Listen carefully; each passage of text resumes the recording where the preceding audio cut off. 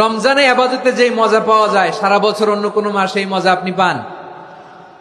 আমার চাঁপাইনবাবগঞ্জের ভাইরা আওয়াজ করে বলেন না, রমজানে আবাদতে যেই মজা অন্য মাসে এটা পান? কারণ রমজানে আবাদত করলে সওয়াবও বেশি, আবাদতের একটা পরিবেশ থাকে, ঠিক কিনা বলেন?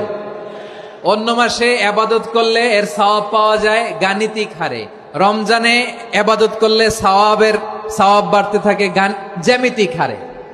সুবহানাল্লাহ কইবেন না? অন্য মাসে সওয়াব বাড়ে গাণিতিক হারে, রমাদানে আবাদত করলে সওয়াব বাড়ে কিভাবে জ্যামিতিক হারে বাড়ে দেখেন। রমাদানে একটা নফল করলে ফরজের সমান সওয়াব, একটা ফরজ করলে 70 থেকে 700 গুণ সওয়াব, রমজানে উমরা করলে হজের সমান সওয়াব। সুবহানাল্লাহ নাই? দ্য মান্থ অফ হোপ, আশা জাগানিয়া মাস। এই মাস আমাদেরকে হোপফুল করে, আশাবাদী করে। রমাদান যেমনি দ্য মান্থ অফ হোপ, আশা জাগানিয়া মাস, এট দ্য সেম টাইম এই রমাদান হচ্ছে মান্থ অফ ওয়ার্নিং, একটা ওয়ার্নিং এর মাস। নবী যেমনি আশা জাগাইছে আবার ওয়ার্নিং দিয়েও গেছে, খবরদার